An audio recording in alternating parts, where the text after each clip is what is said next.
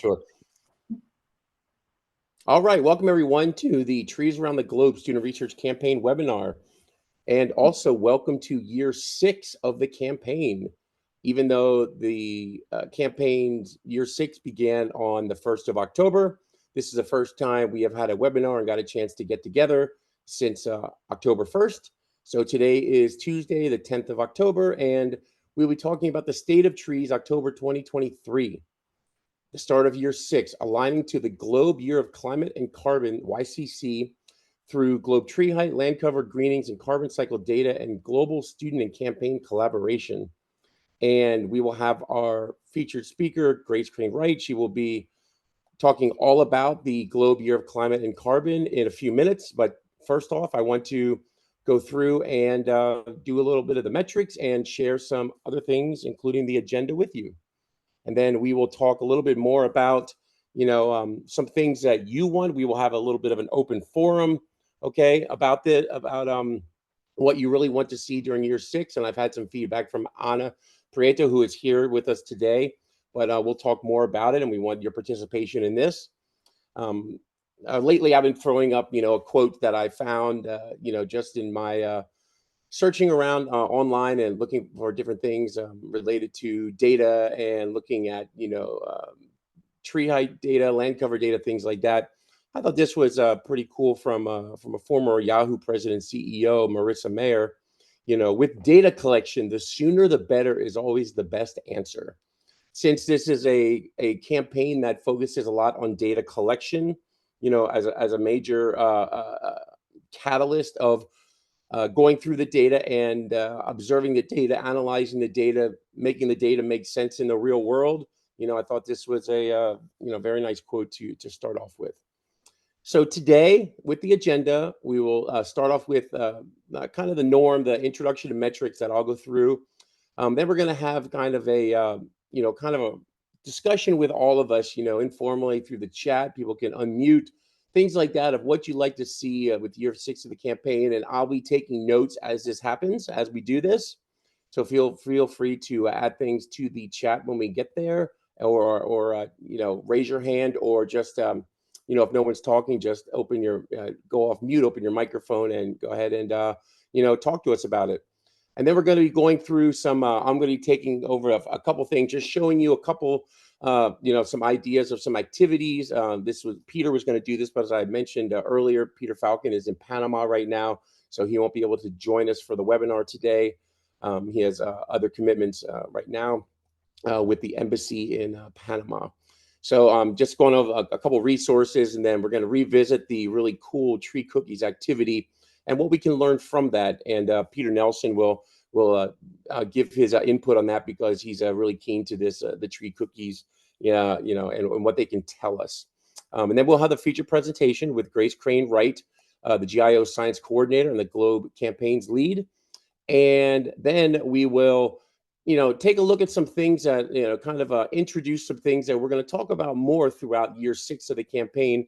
A lot about carbon, looking at the growth of a tree, looking at, I'll show an example of a tree carbon calculation.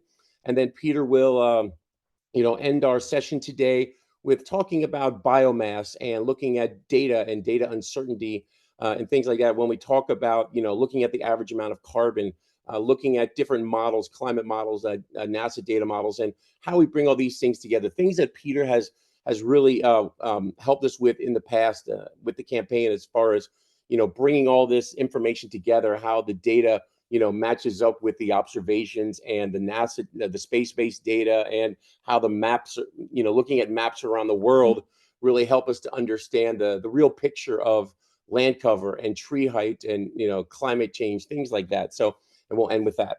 So with that said, this is, the text on here, I apologize. The text size is getting smaller because we're adding, another year here. So we are in year 6.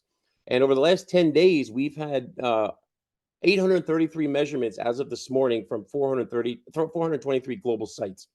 This includes 457 tree height observations, 124 land cover measurements, and 252 green up, green down, or greenings observations. So super excited to see that.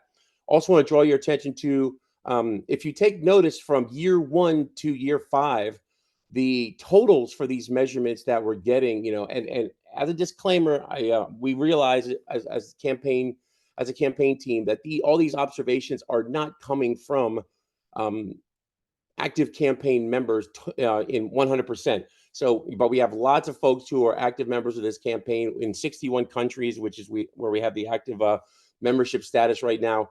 A lot of them come from that, but we wanted to showcase this because this is a lot of data for students to use when they're doing IBSS projects or any other type of project, or even citizen scientists when they want to just look at the data and compare data over the last 5 years. But as you can see here in these little flags, we started off year one, ending that with just over 23,000 measurements. Year two, 28,000. Year three, 34,000. Year four was 34,000, just a little bit over, less than 100 over. Then 42, then all the way up to 42,112 measurements for year five, and that's just for each year. This isn't cumulative, of course. This is just for each year, and we already have 833 measurements. So super excited to see that. So as you know, this is a 60-second webinar for the campaign, and we've actually had 14 special webinars. And what that means is if you've wondered about that each month, is the 14 special webinars are ones that we've focused the campaign on with different globe regions. We've done campaign webinars just for like the globe Africa region. We did it for the Latin American Caribbean region.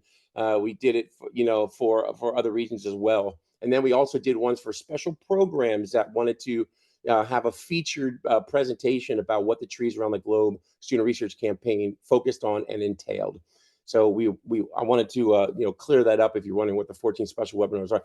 And on our page, on our webinar page, which you all are probably familiar with, you've been there multiple times because that's where you can see the information for the upcoming webinars and view all the past, the archived webinars, the recordings and the information about them, and the links associated with each one of those.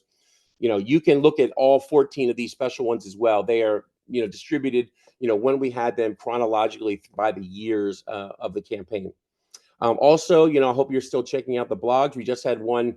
I had one published on the Globe Observer website, and that was all about 5 years of ICET2, trees around the globe, and tree height observations. So we have a total of 65 campaign-related blogs with over 204,000 views.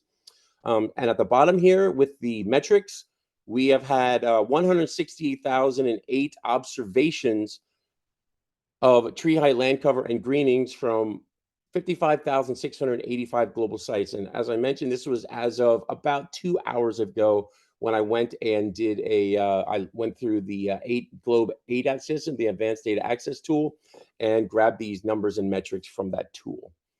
So I just want to give you a recap of the NASA Moon Trees Quest, okay? This was a regional quest that ran for 3 months, as you know, and I know a lot of you here aren't in the US, so you may not have been able to get to a moon tree, but a lot of you did. But this was a 3-month quest that ran from the 21st of June through the 21st of September, so it only ended a short time ago. So we were looking at taking tree height observations of actual accessible Apollo 14 moon trees, of which there were 48 of them that were publicly accessible in the United States. But then also, if those weren't accessible, or if those were accessible, but you were at an area where there were a region where there were Douglas fir trees or loblolly pine, sweet gum, sycamores, or the coast redwoods, you were able to take tree height measurements of those tree species that aligned to the tree species that were on Apollo 14. Now I have here, as I mentioned each time, it says giant sequoia here in the box in the middle. When Artemis, took those tree seeds, around the moon recently, they, instead of doing the coast redwood, because coast redwood has a limited geographical distribution in the United States, they took seeds from its cousin, the giant sequoia, which has a larger geographical distribution, so and more representative of a lot of the West Coast area in those trees. So they switched those up on Artemis from Apollo 14. So a couple metrics here, and we are still working on the social media metrics, the exact numbers and specific numbers. But this is a synopsis of what we've seen in our going through the systems for that 3-month quest. Is we had over 6,859 tree height observations submitted. Now, those were not all moon trees. This was in the time period of those 3 months, and we mentioned this because this was a huge uptick. This was double the amount of tree height observations we had last year for this 3-month period. So we think that, we like to think that this NASA Moon Trees Quest had a really good, it was a good catalyst to get people out and take tree height observations, because we were sharing this information frequently. But we have a bunch of comments using the hashtag Moon Tree and Apollo Moon Tree, or just Moon Tree. We've had specific sycamore, loblolly pines, coast redwood, sweet gum, and fir. So these 43 ones were primarily looking at the actual Apollo 14 moon trees. You can see here, this is what I mentioned here. We had only 3,306 tree height observations during the same period in 2022. In social media and communications, we had about 1.8 million impressions for a story on Instagram story from the NASA flagship post on June 23rd. We've had 7 reels topping over 630,000 views. We have more of those coming in. So Autumn Burdick, who you all know, is the Globe social communication lead. She is going through all those numbers and going to come out with a much more robust metrics for this entire quest. But we had different features at different places, different newspapers, and mentions at different webinars across the Globe community. And our partners for this were the Artemis mission, the USDA Forest Service, and the NASA Next Gen STEM program. And I want to show 3 of these really cool. They're short. They're only about a minute long each. There's 3 of them. And these were 3 of the reels that we submitted, and we actually published on different pages, whether it be the Globe program's Instagram site or the Artemis one, and some got shared on the NASA Earth page as well on Instagram. So let me showcase these, because these are really fun, and these 3 give a nice background as to why we did the quest and why these tree height data is important. Something that we're going to focus on once again on year 6 of the campaign. Launch commit. Liftoff. We have liftoff with Apollo 14. My name's Dave Williams, and I'm a planetary scientist at Goddard Space Flight Center. Stuart Roosa, back when he was in high school, for a summer job, he started working in the U.S. Forest Service, and eventually became a smoke jumper, which is these guys who jump out of airplanes into forest fires that are remote and can't be reached any other way. So when he was chosen for Apollo 14, he talked to people at the Forest Service, and they came up with this idea to bring tree seeds with him in his personal kit. Circled the moon, brought the seeds back to Earth, and then the Forest Service germinated them, and then the seeds were planted all over the United States for the bicentennial. So the status of the trees now, a lot of them are unknown. People send me a lot of information. They send me pictures. Right now, we've located about 70 trees that are alive.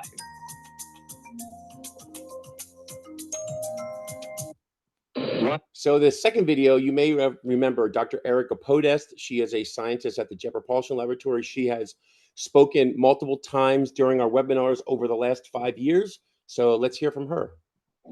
Hi, I'm Dr. Erica Podest, a scientist in the Carbon Cycle and Ecosystems Group at NASA's Jet Propulsion Laboratory. I use satellite images to study trees and their role in the global carbon cycle.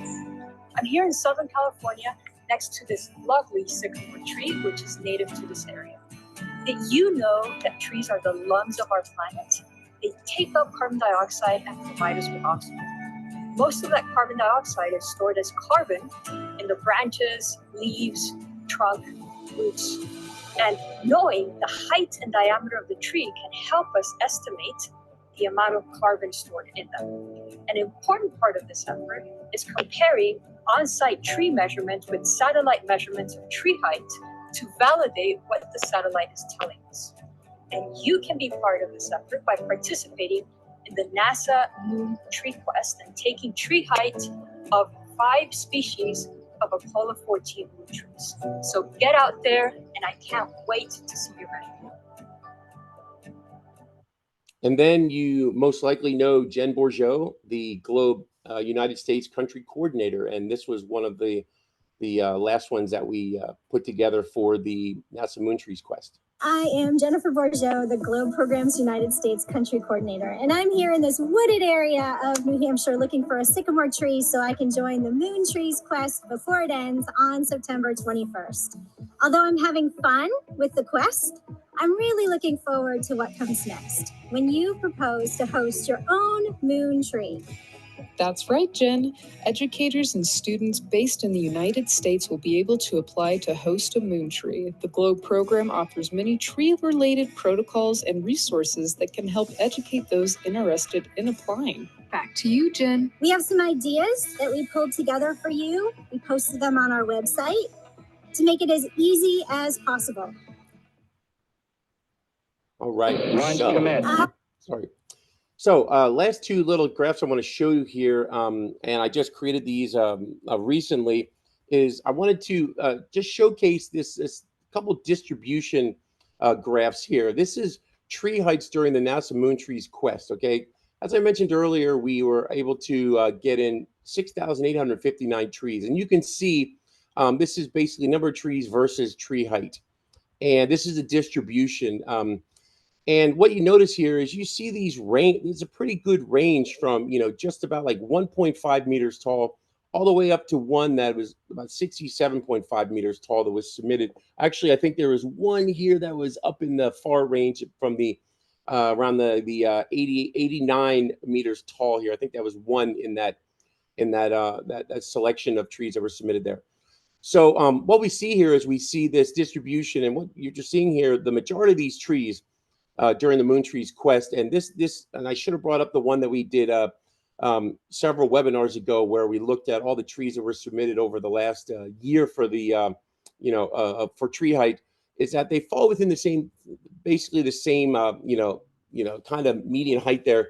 But if you look here, we have ones that range from the 6 to 7.5 meters and through, I should say 6 meters through like 10.5 meters, where we have the majority of these trees that were measured growing. And this seems to be kind of a trend that we've noticed with the tree heights coming in for the Globe Observer. And we don't know, of course, with this, what the exact tree species are of this, because it's not a requirement with the tree height observation with the trees tool on Globe Observer.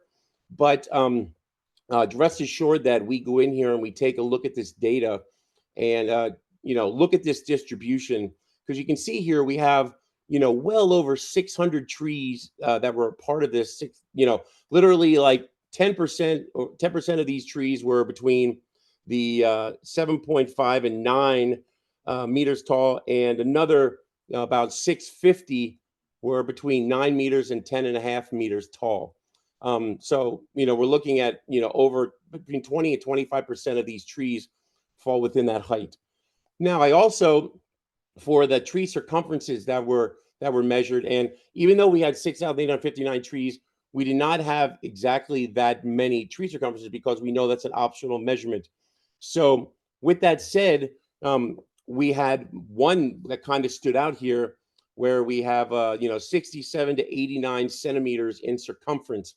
And this is something we'll show later, I'll showcase later in this webinar, is that having this tree height information and having the tree circumference information can help us figure out basically how much carbon a tree has pulled in from the atmosphere over its lifetime, and also using something called a tree growth factor to estimate the age of a tree based on this data, the tree height and the tree circumference.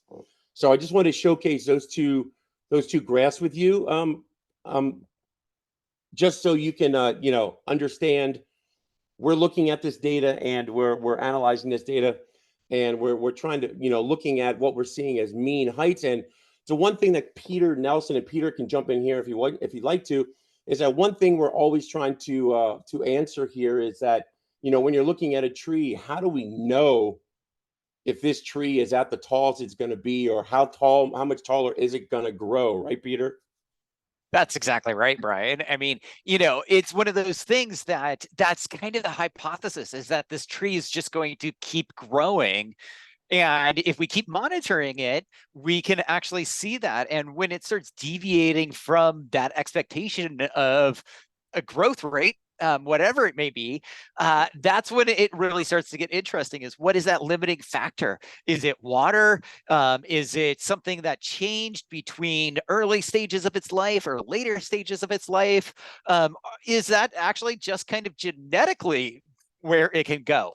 I always relate this back to people, right?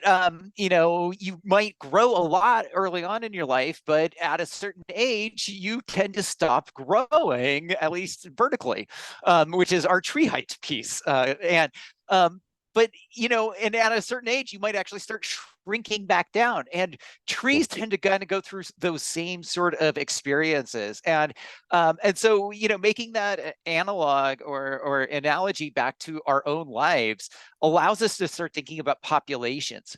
And it's not a direct correlation here between age and height, but there is at least enough to that we can see that, by and large, a lot of our trees or a lot of our observations that people are making are below 39 meters or 40 meters in height.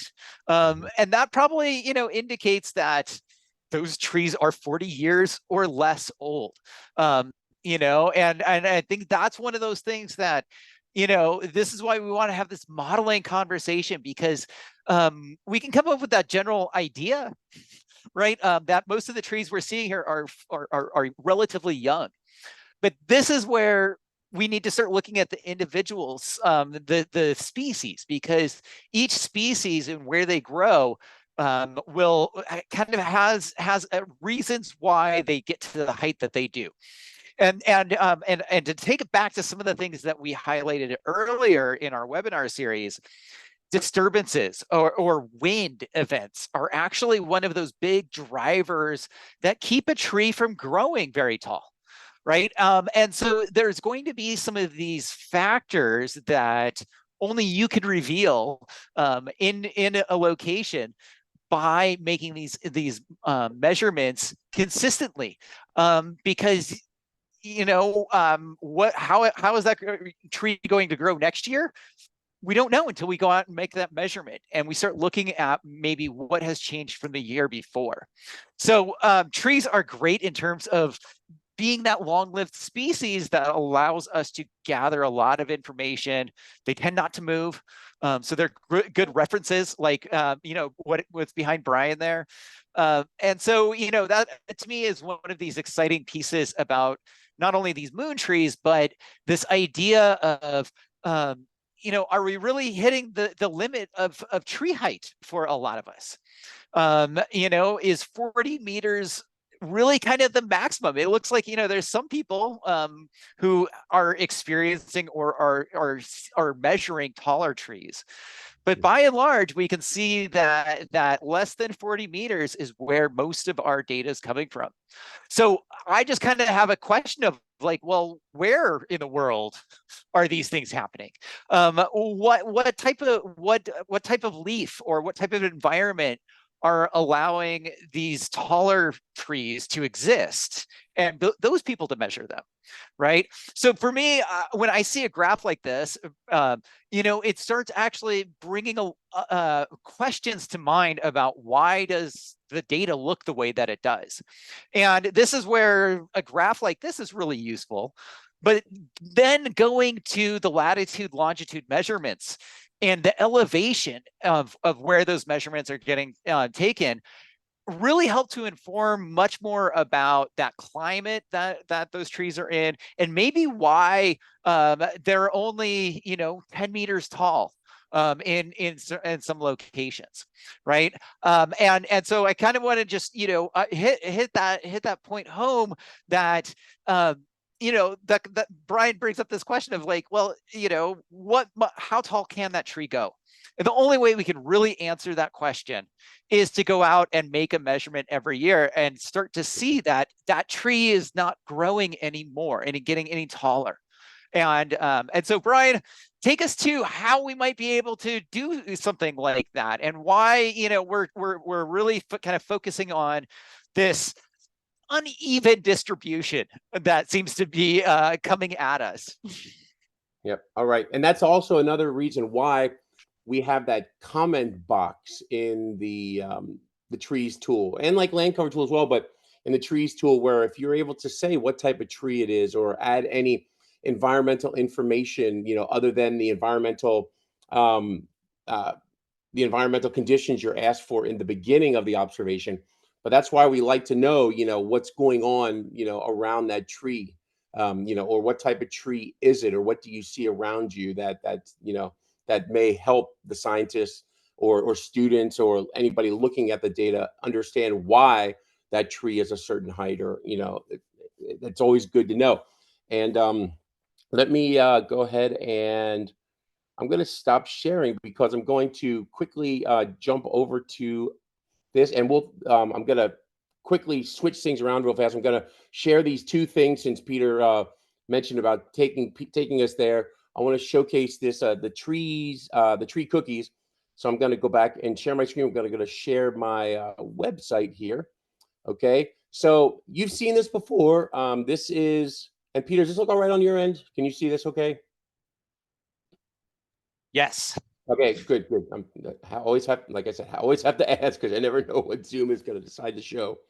So, and then I'll ask Peter to finish up on this one as well. But you've seen this before, and this is looking at something called dendrochronology. Okay, it's looking at tree rings. Okay, and you can create something called tree cookies. Okay, it's basically a slab of the tree, where you look at the rings. But it's important because, as Peter was just mentioning, when we talk about, how much growth a tree has, we can look at these rings, in the and we don't want to have to cut down a tree, okay, in order to look at these rings. That's why there's other estimates, and what I'm going to show you later in the webinar, how to estimate these calculations. But when you look at the tree rings, or this tree cookie, and tree cookie looking something like this, you've all seen something like this, where you can look at the different types of rings, and there's lots of different things you can tell about this.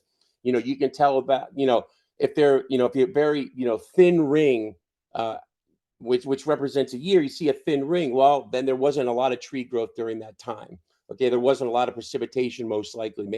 Maybe it was a pretty dry season, when unexpectedly or something like that. Then you have a tree ring that's very thick. Okay, then we can say, oh, there must have been a bunch of growth there. We can hypothesize there was a lot of growth there. Why was it? Was there a lot of precipitation? Did the soil happen to become more organic and fertile? Okay, these are all questions that you can, little questions that you can come up with to answer a bigger question. And then here, with this little activity, here is a bunch of things that you can, when you're doing this activity, you can think about or figure out by looking at inside of the tree, looking at these tree rings. Okay, the age of the tree, like I mentioned, by looking at this, the size, the number of tree rings versus, the width of the tree rings. It can also help you understand the climate. Okay, where was it? Was there maybe a drought, or was an area where extremely cold winter, where we didn't get a much growth, much photosynthesis happening at that time? What type of trauma do you see? Do you see scars? Is there, where the tree might have, is there a time when the tree might have potentially caught fire and then nature had basically regenerated in nature and it kept growing? Okay, that's known to happen. Okay. I actually saw this when we were in Sequoia National Park 2 summers ago, in the summer of 2021 in California. We saw a tree that it was a giant sequoia tree that went through a partial fire. So part of it, the entire tree wasn't destroyed, but part of it was burned pretty badly. But the other part of the tree stayed, survived, and basically it regenerated itself. Nature found a way, and this tree is still growing very nicely today. And this burn happened, within the last, I think it was in 2019, late in 2019 during a forest fire. But in 2021, we saw it still had leaves on it. It was, the pines, and so it was really, growing well despite one side of it being, pretty badly affected by this forest fire. And then we can see if there's disease. You can insect infestation, things like that, blight, like that. And you can see here in this example, the different types of bands here, the narrow versus wide. So, just looking at these tree rings, and I know a lot of you have just, walked by in an area where a wooded area or a forest where a tree has fallen, or maybe a tree was intentionally cut down. And you've seen these tree rings, and some of you may have stopped and actually counted these rings. I know I have. With a really big tree, it gets really tricky, of course, because you really have to focus on these rings. But Peter, is there anything else you'd like to say about this? No, I think this is one of these great sort of activities that you can bring some art into your classes here, and we tend to do things on a linear time, right? A linear graph where it goes one direction. And one thing I really appreciate about the tree ring is that you can actually make a graph circular. And does it actually grow equally outward? That's one of those things that we see here that starts to bring questions up about, well, why might it be a little bit closer? Why just the colors, the shapes? Why might it actually look the way that it does? Why on one side it might there be that little blotch right there?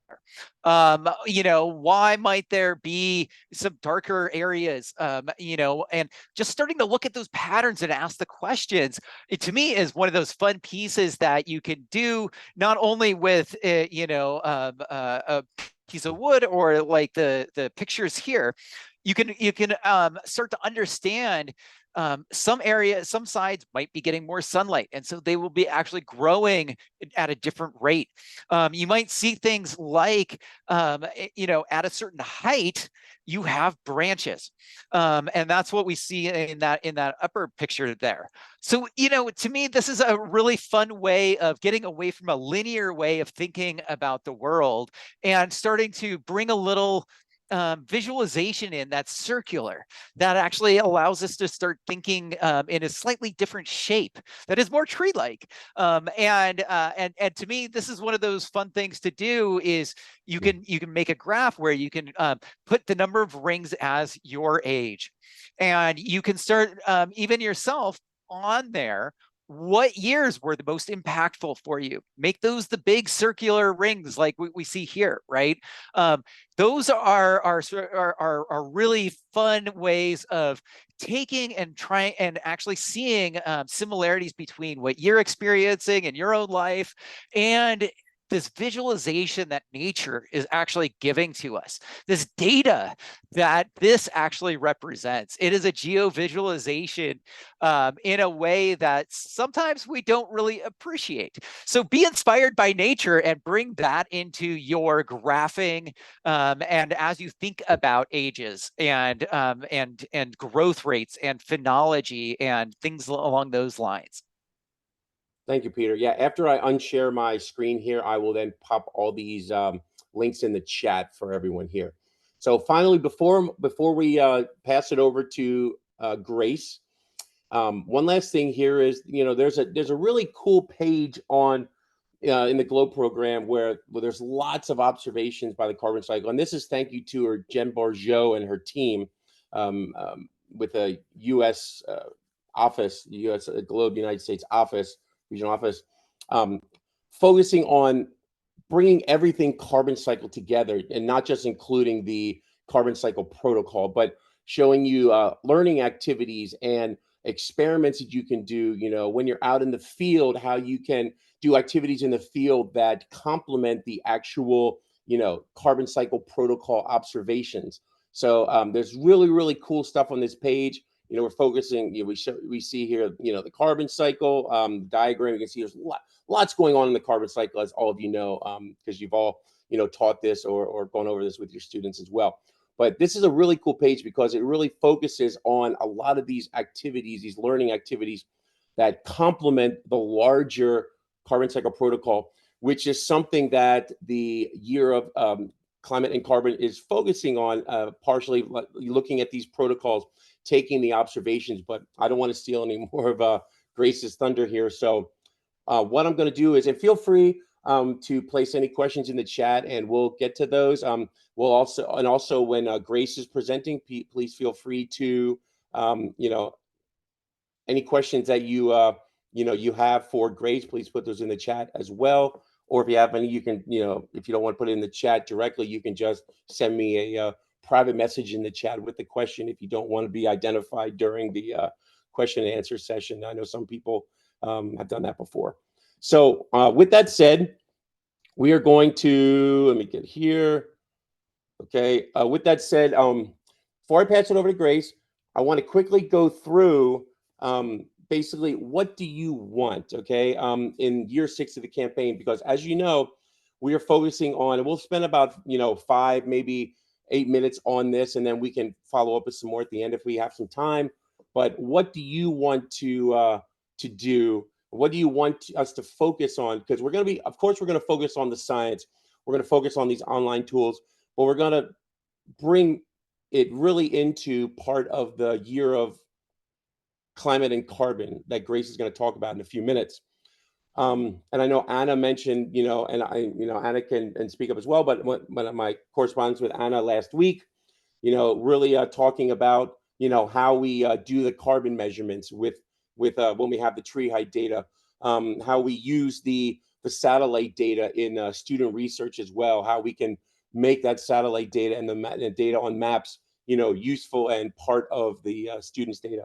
So I'm going to go ahead and stop sharing here. We're going to do this for a few minutes, and then I'm going to pass it over to Grace to present the Globe Year of Climate and Carbon. So let me go ahead and stop sharing and pop back to the main room here. And does anyone want to start off with this about what you would like to see during year 6? Feel free to unmute or in the chat.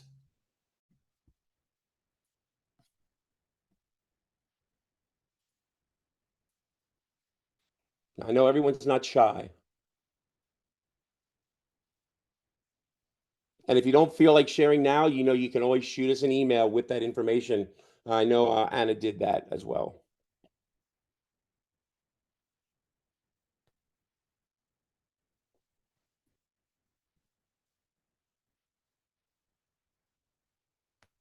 No takers? Hi, Brian. Hey, Valerie. Hi. Following up on Peter's wonderful activity about learning about our own selves and connecting it to the trees.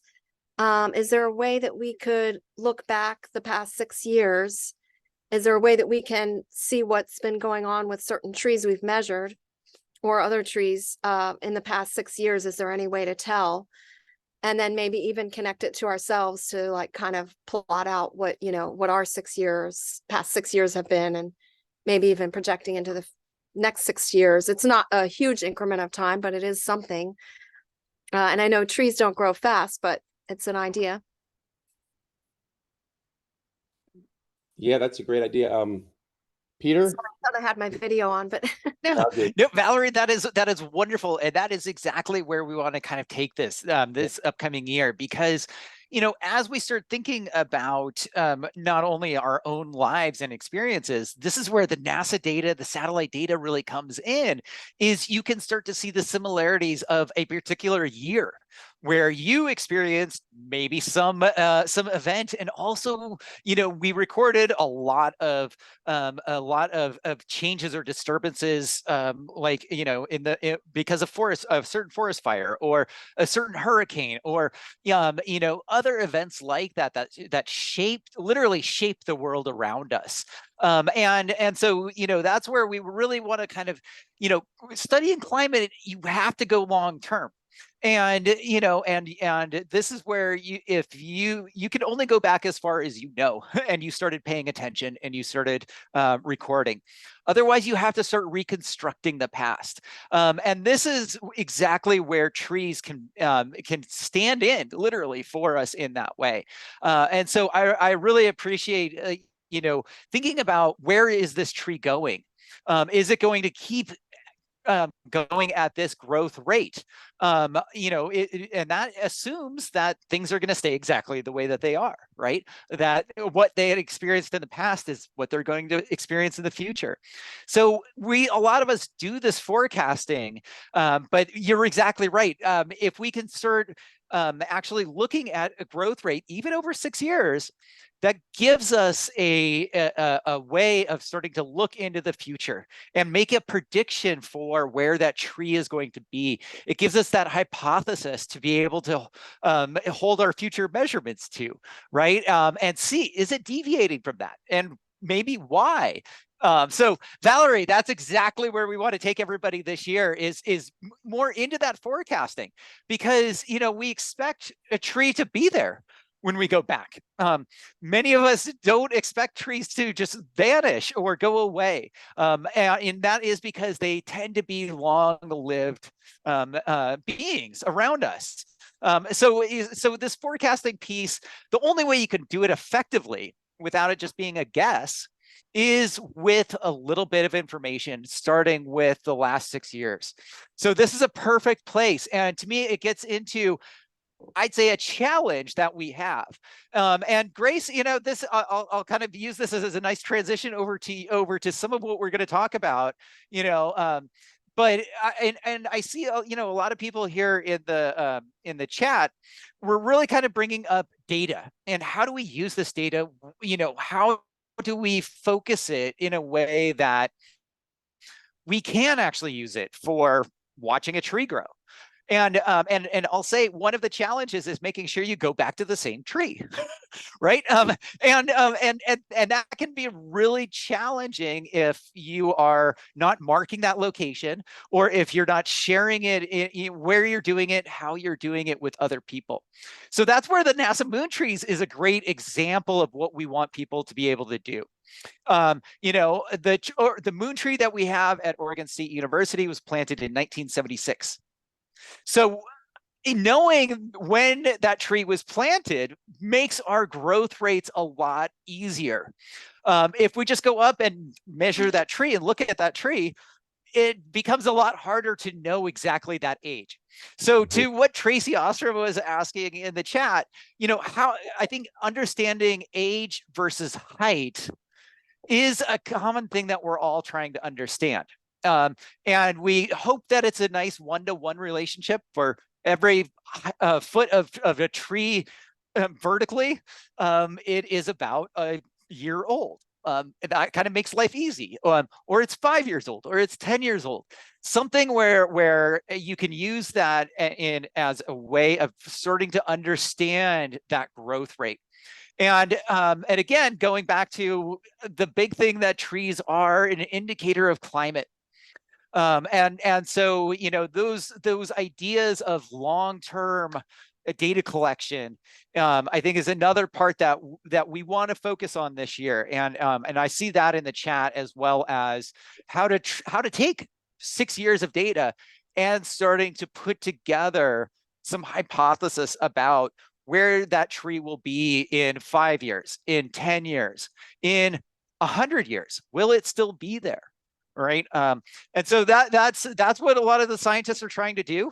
And so, you know, I really love, you know, this approach to how do we actually do this, and use the GLOBE program and the infrastructure to be able to do climate data and climate science. Yes, that's it for me, Brian. Yep, that's awesome. Thank you, Peter. So yeah, I know I see in the chat, and you know, and I'll be grabbing all these in the chat log later, and you know, collating these things. But I see, you know, Doreen mentioned she loves hearing when people present and learn about the trees and their location. And as Peter just mentioned, Tracy Ostrom was talking about, she liked more about tree growth factor calculations. And I actually have an example showing you and a link to a site at the end, after, you know, towards the end of the webinar today. But then also, you know, how the tree data is used by a variety of different stakeholders. I presented several years ago at the California Urban Forest Council, and that was like a perfect meeting to answer all that question about what are the different stakeholders, because there were folks there from all over, you know, whether it be you know, folks that are in the paper industry versus, you know, and the environmentalist groups and things like that. So it was really, really, you know, cool to see. But yeah, I think that'd be important to bring someone on to see how these stakeholders, you know, scientists aren't the only people that look at tree height, right? So it's used by a lot of folks around the world, in, you know, used by different stakeholders. So thank you all for that. Now, Without further ado, I'm going to, in 1 second, pass it over to Grace, but I want to just quickly show this here, is that today's featured discussion will be the Globe Year of Climate and Carbon. And our speaker will be Grace Crain-Wright, Science Coordinator and Globe Campaigns Lead at the Globe Implementation Office at University Corporation for Atmospheric Research in Colorado, or UCAR. So with that said, I will unshare and pass it over to you, Grace. Thanks so much, Brian. Yeah, let me also attempt to share my screen here. Hold on here, let's see. All right. All right, can everyone see the screen okay with the presentation? Yep, it just says loading right now. Okay. We'll give it a moment.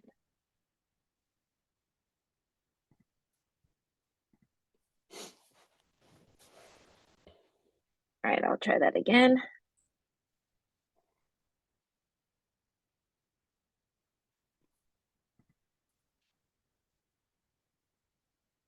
Or not. That's our favorite Zoom for you. Third time's the charm, hopefully. So let's see. There we go. Yay! Okay, awesome. I also was having up. It was up. Now it says loading again. Everybody else sees that as well.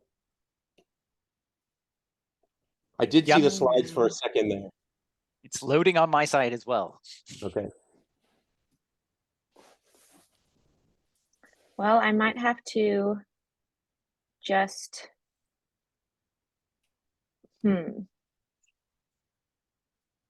go from the slides like this. So, which is not ideal, but let me see here. Well, let's give this one more shot. Apologies to everyone. We totally understand. This happens a lot. What can you do? We're a good normal family here, so we're okay with that. It happens. I appreciate it. I was also having trouble with my internet earlier, so let me just kind of. That is so darn frustrating. Helps. And you're coming in loud and clear, Grace. So that's okay. That's good so far. But oh, good. Oh, good. I hear you fine. Yeah. Let's try this one. All right. We see it in the working mode. But yeah, if you needed to go from there, that's fine. Oh, you see it in the working mode. And now it says loading again. What in the world? Okay. Well. So it might just be it's having a we're problem just with putting implementation mode. Exactly. So we're just gonna go with this. So you don't get to see my cool animations, but that's okay.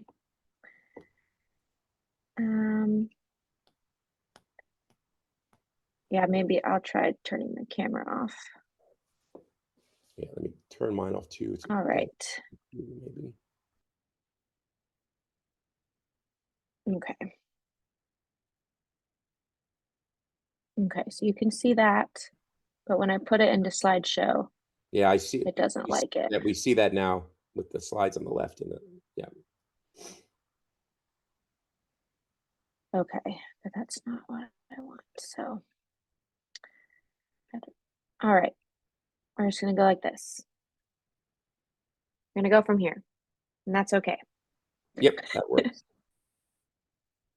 All right, we're just gonna go from this. So thank you all for your patience. Appreciate it. I even tried to download it here and it didn't even download. So, well, hello everyone. My name is Grace Crain-Wright, as Brian mentioned, and I am the Science Coordinator at the Globe Implementation Office and the campaign's lead. And I'm really excited to talk to you all today about the Year of Climate and Carbon, which is a Globe Action and Awareness campaign. And this campaign technically started in August of this year, and it will go all the way until August of next year. And one of the first things that we did was really, we launched a student design contest, And if you see here, this is what our graphic designer came up with. But several students that sent in their art, and our graphic artist then used all of their art for inspiration. And so if you're curious to see the students' art that submitted, that is also on, or that is on the Year of Climate and Carbon website, which I will post here at the end of my talk.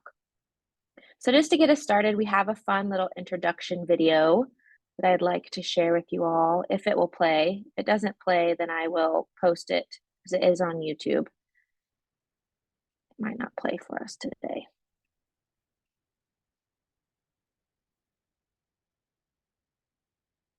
Oh.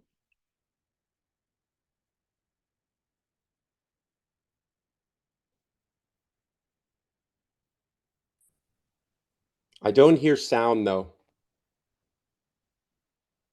You have no sound? No. That's what I was afraid of.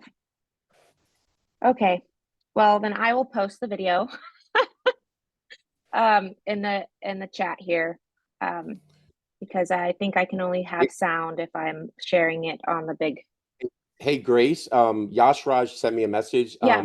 He says that it might be the slideshow's not working because you restricted the only window for sharing. So if you go in and share your screen and share the entire screen and then go to your PowerPoint, that might work instead of going to just the PowerPoint screen. If that makes sense? Yes, that does make sense. I've run into that often. Okay, with Zoom. And that's also probably why we're not hearing the sound as well. Yeah, let's see. Oh wow, did that work? Yeah, it looks like it worked. Yashraj, you are magic. Well done. Thank you. It's super late there, Yashraj. All That's right. great. I know. You just had to watch me struggle a little bit. That's okay. Well, we'll go ahead and start this video then.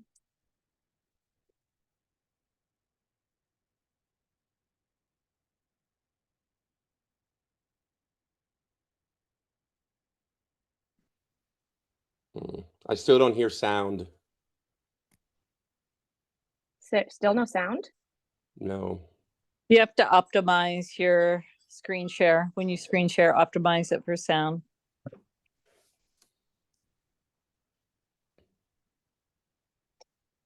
I don't even know how to do that, Tracy. Optimize for video clip. Okay. That's it. You got it. Well, I appreciate all of you very lovely people. It's a good learning experience. It's a good learning experience for me too. Yeah, I had no idea about any of these things. So all right, third time's the charm again.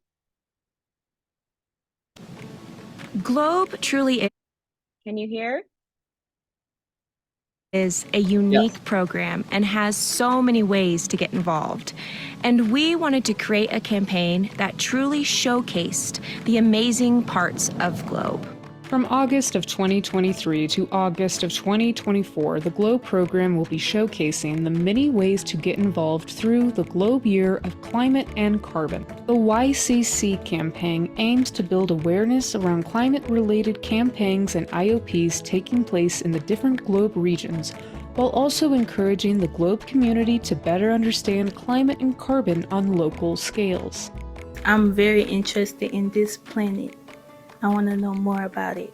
The YCC Campaign encourages GLOBE students to take action and explore changes in their local ecosystems, specifically through collecting phenology, biomass, and other data using GLOBE protocols and resources. I believe GLOBE is about connecting people over a passion that they have, of science, of cultures, of different ideas that can come around from all around the world. GLOBE community members can participate in the Year of Climate and Carbon by completing one of the following activities: entering GLOBE data, collaborating with another GLOBE student or classroom, submitting a student research report, sharing how you benefited the environment with your climate data and story by emailing globecampaigns@ucar.edu, or by participating in a local or regional climate-related campaign or intensive observation period. Anyone who participates in the GLOBE Year of Climate and Carbon will earn a special badge for doing so.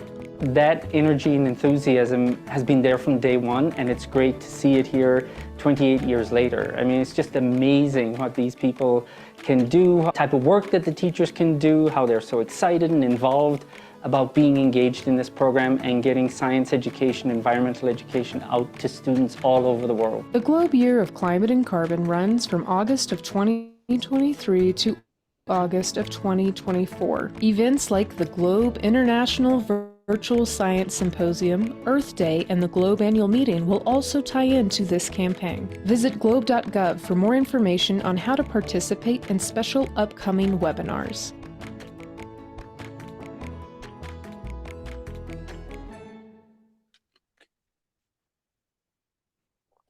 Well, thank you all for hanging in there and watching that video with me. So we're really excited to get that out to help with the advertisement around this this year of climate and carbon.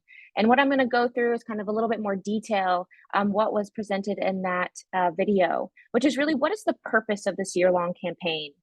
And the purpose of this year-long campaign is truly to build student climate and data literacy skills by encouraging students' exploration and use of the GLOBE protocols, specifically bundles, and to really understand the data and improve their understanding of Earth system changes over time, really at a local scale.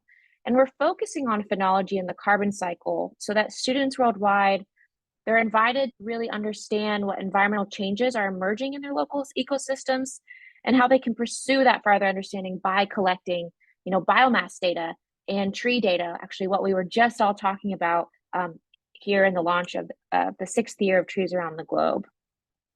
And so students are going to be able to practice these grade level appropriate aspects of climate literacy and data literacy through active participation in this campaign.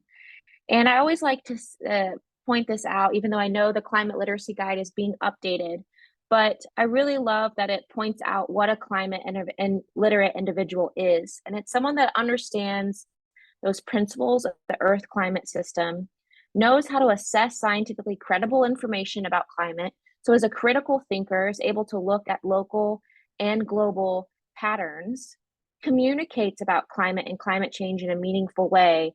And I really interpret that as the students' ability to tell a story about their local climate and really show how they're connected with their climate or trying to understand what's going on in their local ecosystem. And then, of course, is able to make informed and reasonable decisions with regard to actions that may affect climate. And these are all building these skills within this campaign, and the knowledge around what students can learn on their local ecosystem is building those skills to make those informed and responsible decisions. And so students can contribute to this global narrative about the changing climate, beginning with those local perspectives. And they're going to develop their ability to learn about and explore those essential principles of Earth's climate system, explore those interconnections with other protocols, specifically bundles that connect these climate and carbon questions, be able to organize and analyze and visualize data using GLOBE, NASA, and other local databases. We're really promoting that students also look into what is being collected at their local level and how does that compare to their GLOBE data and potentially NASA satellite data and other data being collected by scientists. And also, we're really encouraging them to share their carbon-focused climate data stories to inspire that farther action to benefit their local environment and the GLOBE community as a whole. And what's really exciting, as the video mentioned, is that students that will participate and other participants will have an opportunity to earn a digital badge by completing one or more of the following activities that I'm about to go through. And I think the badge is really, really cool. It also encapsulates that art that I mentioned that I will be sharing the link here in a moment so that you all can see the amazing art submissions that we received to be considered for the logo. And so students can earn a badge by contributing data to the GLOBE database. And this can be in multiple ways. As mentioned, this can be, of course, following any protocol. This can be really aligned with their projects, with a student research project or an IVSS project. This could be through the application. The main way that we're going to know that students are contributing data based on this year of climate and carbon is really being able to understand what the students are drawing from. And we're really encouraging students to interact with one another when they are contributing this data. And that really leads to collaborating with another student in classroom in a different globe, country, or region. And we say different country or region, we're really trying to build those international and interconnected relationships. But I'd also just love to see students in different schools in the same city or same town connecting over globe. And this can really be shown again through an IVSS project or reaching out and sharing what they've done with us here at the Globe Implementation Office. And of course, the students are always encouraged to submit an IVSS project, an SRS, or other project within their local communities, and use some type of storytelling tool to share their climate data story. And I'm excited because this year, the International Virtual Science Symposium theme is Climate Investigations, Understanding Earth as a System. And as you can see here, we have the YCC logo here, indicating that it's connected with this year of climate and carbon, and again, really promoting the students' engagement and curiosity about their local climates. And then, of course, we also really want to see students taking meaningful action in their local communities and sharing that with GIO. I'm really excited to share these photos here are from students in Israel working on a project that was submitted as a Globe story. And these are exactly the types of projects that we're always excited to see, and what we're encouraging over this next year of climate and carbon is how students are using Globe to really benefit their local environment and asking those questions. And then, of course, participating in a local, regional, or global climate-related campaign, just like Trees Around the Globe. These are all the ongoing campaigns that are currently happening across the Globe community. So we have several that are open to all regions: Trees Around the Globe, or the Urban Heat Island Effect IOP, Mission Mosquito. There'll be an upcoming Trees Challenge, and then there'll also be a Clouds Challenge in the spring of next year. But what's really exciting, we have several phenology campaigns going on across specific regions in Europe and Eurasia, the North America Phenology Campaign, and then we have Trees Around the Latin American Caribbean region. The eclipse, we have an eclipse actually happening next Saturday on October 14th, and then another one in April. I can't remember the exact date. Several other air quality. There's lots of opportunities to also use that data that's you're collecting in your local environment and be a part of these other campaigns that are going on in your region, or potentially, share that data that inspires other campaigns and IOPs to take fold in your local community.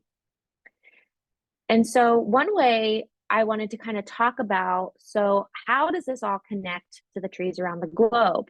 So as you may know, phenology, taking your tree measurements, is part of understanding your phenological changes and looking at, the biosphere. But there's also ways that you can connect what you're collecting with your tree data and your biosphere data to other aspects and other globe protocols that allow you to look at a system.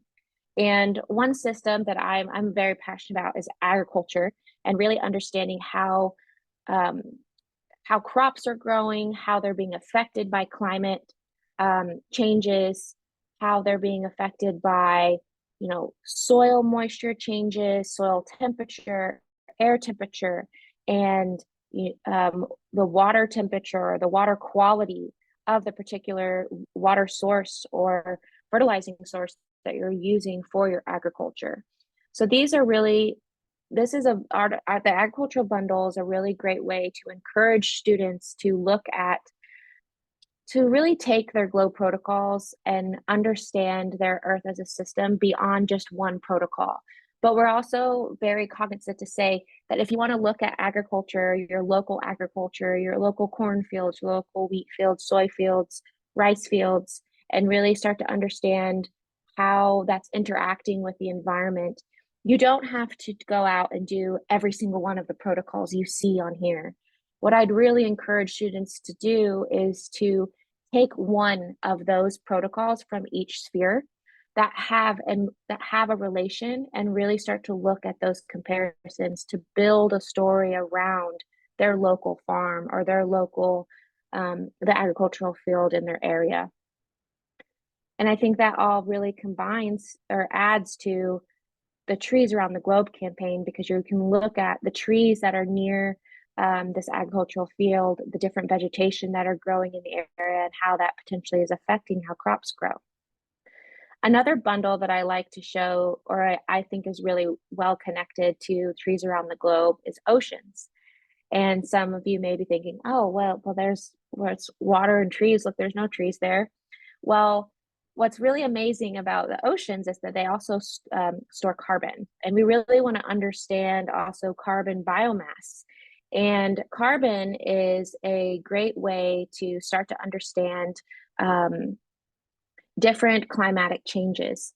And you can look at carbon in the trees that are near the ocean. We don't have a way to look at carbon in water at the moment, but there's other ways in which you can start to understand what is going on in an ocean environment by looking at what's going on in the shore, what's happening, what's the salinity, what types of nutrients are in the ocean, and then also understanding how is the precipitation affecting the ocean. Even if you're just looking at, a small square on your shore, you're able to start to tell a story about what's happening with that ocean environment and what's the environment along the shore and what's potentially happening at your local ecosystem, and then comparing that to a global ecosystem.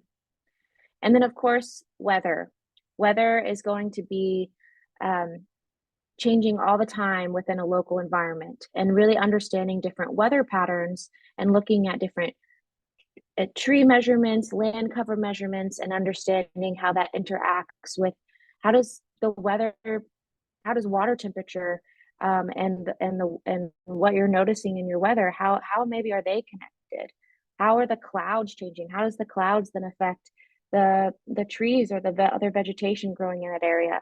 So really what these bundles are doing, and how I see these connecting to the Trees Around the Globe campaign, is allowing the students to go beyond just looking at the trees and using that tree and biosphere understanding to start their building their questions and looking at other globe protocols and other spheres to really start to create a full climate story around where they are.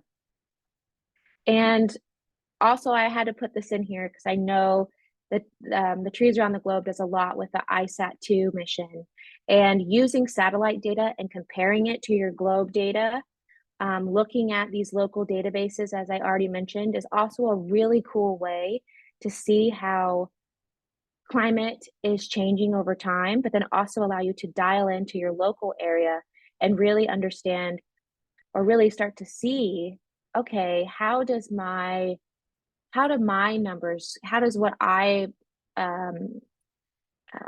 measured and observed here, how does that compare to what the satellite is observing?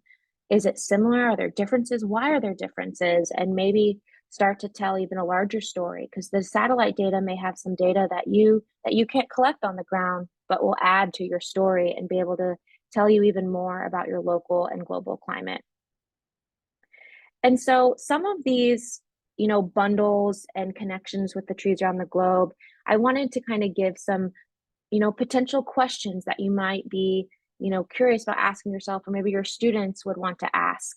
And maybe questions around, how do trees affect other vegetation, including crops growing nearby? How are they interacting with another? What's the difference in carbon biomass in those different vegetation types? Compared to a shrub and a grass and a tree growing right next to maybe a wheat field or a corn crop. Are there differences in the carbon biomass of the trees growing near an ocean versus an agricultural site? Is the the soil difference? Are just the trees completely different? But if you have some similar trees growing in these different areas, do they have a different carbon biomass? Does it affect their tree height, their circumference? What else is playing a role in those differences? Is it their location, the soil, the air, saltiness? There's a lot of questions that can be built upon by just looking at these differences across site and really starting at one place and building in these other protocols. And so how do trees and other vegetation types relate to the oceans? I mentioned that a little bit. You can look at carbon, but again, how does the vegetation types change maybe across different water bodies, across oceans, rivers, and lakes? And then how do different tree species affect the quality of the air? Or vice versa, does the quality of the air affect how trees grow?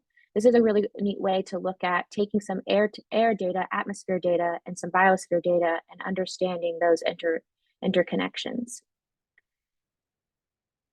And another one regarding plants, how do plant growth patterns and carbon biomass change over time or across a region and country? So what affects plant growth patterns? What affects different plants growing in different areas? Does their carbon biomass change? How does that relate to their plant growth patterns and where they're growing and in what soil type they're growing in? And then, of course, how does that data collected from maybe different satellite missions or other local databases compare to the data you've collected on the ground? And that's another great way to just look at, data literacy, becoming more aware of these different data sources that students have access to via the internet or their own local communities. The libraries actually have a lot of really great data and data systems, even some past data. And so all of this information I know is a lot. And so where are all these resources that students and educators can use? Well, we've gathered a lot of Globe community, from across the Globe community and partners. We have housed this all in one place on the Globe website, which is the Year of Climate and Carbon web pages. And so these resources include learning activities, videos, webinars, and tutorials, including some featured webinars from the Trees Around the Globe campaign and other campaigns. We have some games and simulations that can be used in the classroom or to help teach some of these concepts, such as carbon, the carbon cycle, the global carbon cycle, and understanding carbon biomass. There's also a few lesson plans from our amazing partners at MyNASA Data that are really focused on pulling in Globe protocols and building lesson plans for educators that can also be encouraged and used for students and their own paced learning. And then, of course, we have our links to our Globe protocols and our bundles. And so I'll also put the URL in the chat here when I stop sharing, but this QR code should take you directly to the YCC homepage, where then on the left-hand side, you'll find the child pages where you'll find information about the activities, the resources, and upcoming webinars, and where the students have their designs that they submitted. And what I'm really excited as well to say, and I really appreciate Brian inviting me to do this webinar today, because this starts off kind of our webinars for the next several months. So we have a lot of upcoming webinars that are going to be highlighting the Year of Climate and Carbon campaign. So we have the Globe Mission Mosquito webinars tomorrow at 2 p.m. Eastern Time. As well as tomorrow, there's the North American Phenology Educator webinar, which is also tomorrow at 7 p.m. Eastern Time. We'll be launching a video that's about telling climate and data stories with the Globe protocols. And it's really how to use that data in your IVSS projects. It focuses a lot on the bundles and talking through how to use those bundles to tell your story for your IVSS projects. This will be released on October 25th. We'll also have a presentation and connecting with Globe on how your data within Globe connects to these global climate models And we'll have 2 guest speakers and scientists from NCAR's Climate and Global Dynamics Laboratory.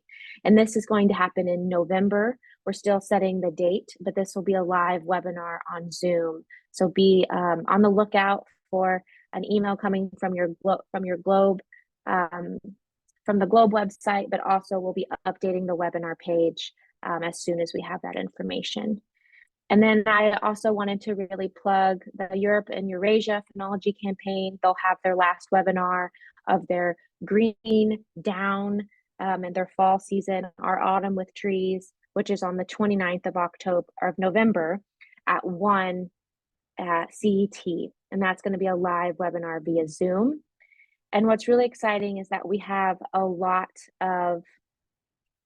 several more webinars coming in 2024. And I know Dorian Janey, I don't know if she's still with us.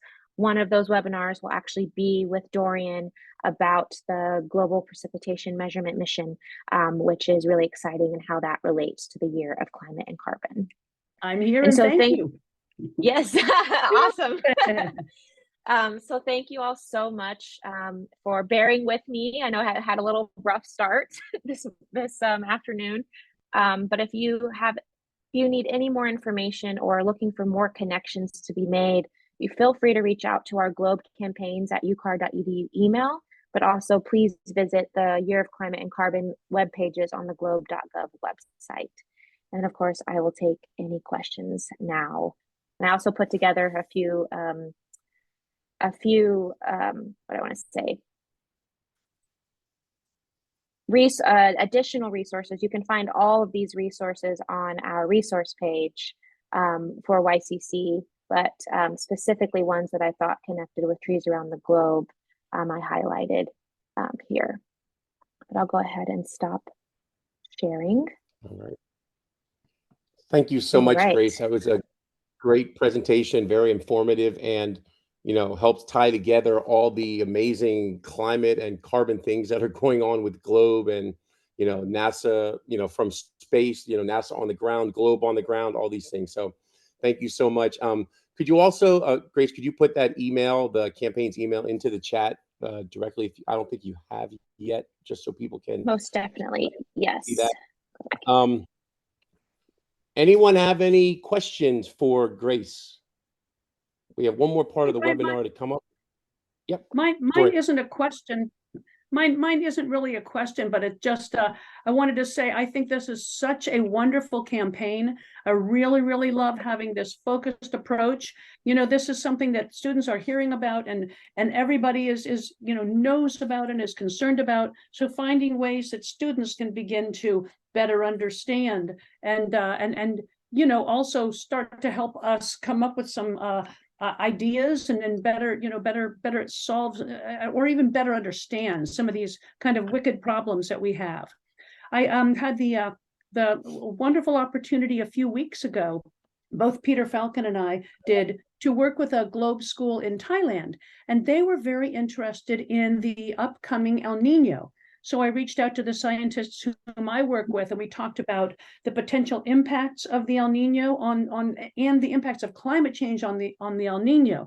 So that might also be a really neat study for some students to consider, especially because they can compare and contrast with other schools around the globe to get a feel for, are there abnormal patterns or extremes in patterns related to the El Nino that appear to potentially be exasperated or exaggerated. And while we can't say for sure that is climate change, gathering enough of that information would be some really good authentic science. So good stuff. Thanks for that, Dorian. I talk about the El Nino Southern Oscillation event in the Bundles webinar that will come out on October 25th. Because it is one of our bundles, and I don't know if a lot of people know that it's a bundle. So that would be a really great way to support that work as well for the students. Wonderful stuff. Thank you. And I did put in the chat a hint because Grace provided on one of her last slides in her presentation some really engaging, awesome questions when you're trying to look at, how the climate is changing. So it's those small questions that help answer larger questions. And I put a link in here to a video I created with the My NASA Data Group at NASA Langley Research Center about, with NASA, how you need to answer lots of smaller questions to answer a bigger question. So, but those questions that she had in her presentation are great because those are great topics of questions for students to answer that can be answered by becoming part of this year of Globe's year of climate and carbon. And you're all off to a good start now with that campaign by being part of the Trees Around the Globe and working with students to get into developing IVSS projects for 2024 and beyond. So you guys are all on the right track, and we're so excited to be part of that as well. So any other questions for Grace? And I'm sure you can contact Grace at the email here if you have questions that pop up eventually, about it, that you have about the year of climate and carbon, as she has it in there, globecampaigns@ucar.edu. Okay, I'm going to do a last call for questions for Grace. Hi, Brian, Grace, and everyone. This is Bushra Naqvi from Pakistan. I was missing my Globe meetings. I was missing these Trees Around the World meetings. But yes, it feels like back home after a long lapse. And thank you so much, Grace, for such a wonderful presentation. And as Brian has said, that I really found those question prompts very effective for my students as well. But in Pakistan, it happens there's lots of deforestation happening, and as population is exploding in the major provinces, so what happens? Lots of agrarian land is being cut by for colonies and cities and towns. So students, they are really confused what to do and what not to do. Such amazing prompts, they are very much there. We do ask them, and as Doreen said that she's working with some school in Thailand and working on El Nino. We do have every year such events in our coastal lands as well, and students, they really want to work on such. But what happens? The floods arrives with monsoon. What happens when the floods? We are settled with the floods. We are busy in rehabilitation. So, and we ask students to plant the trees, and they are so confused. They'll be washed away, teacher, next year. Why to plant the trees? So, of course, taking everything along, that really, really makes very challenging. But yes, I always, what I generally do, I make them see all these recordings, because parents, they don't allow children to sit that long and to see or attend such webinars directly. So I do share the recordings, and they are really inspired as well. And the ones who really want to work, rather, we are connected with a couple of schools in Europe as well. But again, challenges, they are all around. But I love the prompts that you have shared. They are really workable, and wishing goodwill for the children everywhere across the globe. Thank you so much, Brian and team, for not giving up on us and letting me in after a long lapse of 6 months. We'll never give up on you, Bushra. Never. Never. That's what we do. We want everybody in here. Yep. Thank you so much for that information. Okay, our time is moving fast here. So before I pass it over to Peter, about 30 seconds. So I have a larger section which I'm going to hold to the November webinar, and that's going to be focusing on the carbon calculations and looking at the different tree types and tree growth, and looking at the growth factor. And I don't want to zoom through that now. I want to spend more time on the next webinar.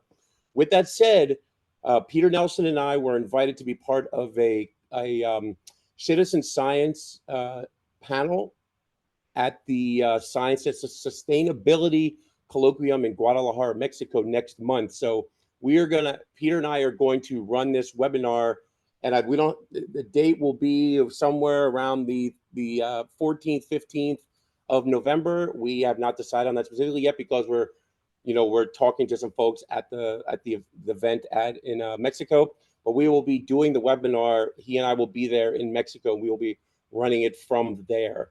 So stay tuned for that and more information. But I just want to pass that info along because I don't want to zoom through these a bunch of slides that I have and confuse anyone in 2 minutes. But with that said, I'm going to pass it on to Peter now for him to go over a lot of things that he wants to talk about related to like data and uncertainty, things like that. And then he can end the webinar there. So thank you all so much for this. And I'm sorry we're going over time, but as you know, we always have lots of information, and our whole team tends to talk too long. So I'm passing it over to Peter. I'll be quiet. That's great, Brian. I want to end our webinar with this idea. Everything starts with that site definition in GLOBE. And so defining what is in that location is the first thing that you're going to be doing, and that is the land cover protocol. And I want to remind you that when you go through and actually look at the protocol itself and how to use it, one of the first things that you are defining is the climate zones. And not only latitude and longitude, where are you in the world, but also altitude. That other component to our world. And so, I want to highlight that just going and starting to understand those key factors of your latitude, longitude, and your altitude can help you to put together and understand maps that are all around us. Remember that Brian at the beginning showed you can take a map like this and put some carbon numbers to forests. And so you can go in and you can actually get an estimate. Well, in the year 2015, it's estimated that there, with this amount of trees, there's this amount of carbon out there. And this is just, an easy way to start building up, because before you measure all of those, the carbon out there, first you're going to be doing the land cover classification and finding out what is there. Is it forest, shrubs, grass, bare ground with no vegetation? What is kind of going on there? And so that's really the focus at the very beginning. And I want to highlight that by starting off and just doing that Globe Observer land cover photo, you're doing remote sensing, and you are also capturing a lot about the weather and event at that moment in time. And so, Tracy, to your point, we will come back and actually talk about how to use the Globe visualization system to look at a particular tree or location over time here, where you can actually view the plot data and you might be able to see that tree grow over time like that. And just to let you all know, we're not starting from scratch, like I mentioned. So, this comes from one of our scientists that we have highlighted here. And with the instrument that we've mentioned, JEDI, the laser in space, for every 1 kilometer cell, so 1 kilometer place across the middle latitudes from 50 degrees north to 50 degrees south, this is the estimate that we have for carbon based on that land cover breakdown, whether it's evergreen broadleaf trees, evergreen needleleaf trees, or deciduous broadleaf trees, or importantly, that other part of the vegetation, your grass, shrubs, and woodlands, right? So you can actually see that if you're in a grassland, you're going to have a lot less biomass than if you are in a more predominantly tree area. So, this is why we want to really highlight this next week or next month, because as you see, depending on where you are in the world, what region you are, you're going to have different numbers. And so when Brian and I join you from Central/South America, we will be really highlighting this evergreen broadleaf tree category. And evergreen broadleaf is different than our evergreen needleleaf that we have. And you can see that there's a lot more carbon in those locations. So come back and join us in November, and we'll tell you more about how you can use numbers like these, the maps, and start putting numbers to that land cover classification that is the foundation for all the other things that we do in GLOBE. So thanks for sticking around, and we look forward to diving deeper into some of these questions next month, when we're going to be with some experts who are doing this monitoring, reporting, and verification system that's out there that every country in GLOBE can participate in and is happening at their country level. So really exciting to start making this transition from trees to thinking about carbon, to then thinking about these plants and the photosynthesis and the carbon cycle that's out there. So I'm going to stop talking there because I can keep going, like Brian said. All right. Thank you, everyone, for being here today and sticking with us. We are all so excited that you do spend a full hour and a half with us every month. So we appreciate that. And please feel free to reach out to us with any questions. You have our emails, and you have the one to contact Grace about the year of climate and carbon as well. So thank you all so much. And I'm going to stop the recording now.